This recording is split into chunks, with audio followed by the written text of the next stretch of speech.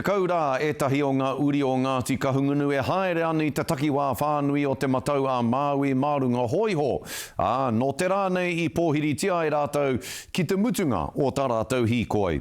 Ko te ngako o tā rātou hīkoi Mārunga Hoiho ko he maunga ka tāia.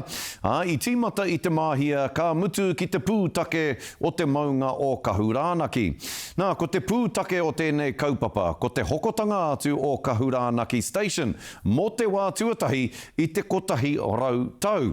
Me te aha, me te hia o te iwi, kia kohi pūtea rātou, kia hokona e rātou, taua whenua tūpuna, kia tahuri ake tātou.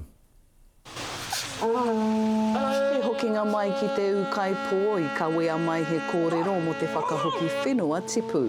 Ko te tino ngako o tō mātou kake hoiho mai tētahi taha o kahungunu ki konei, kia rongo mātou I te hirahiratanga o tēnei mea te pepeha. He hara te hirahiratanga o te pepeha me he mea kaore ngā uri I te pā I aua tūtohu whenua. He maunga ka taia I arahina e Kelly Aroha Huata. Nāna I whakarite he whārangi kohi pūtea, I tēnei wā he 60 mano tāra I kohia. Ātaki tahi nei, e rawa kore ana a pūtea, engari ātaki tini, he maunga ka taia, he hohonu te pūkoro, he maunga ka taia, te hoko mai, te whakahoki mai. I've got a grandson that's on the hikoi from day one, Cody. He's only 10 years old. A wonderful educational experience for him. Ngā te mea he au ki te whiki toki maunga mo te mātuatai. Nā te whānau Greenwood te pāmu o Kahurānaki mo te kotahi rautau, he oi e hiahi ana rātou ki te hoko atu. Awesome to have them here to celebrate this occasion. And we know there's a sale going on, but I think a big part about it is the coming together of two people. Well, we've welcomed many hikois before, and this is the third big one I've seen, and I think it's rather lovely.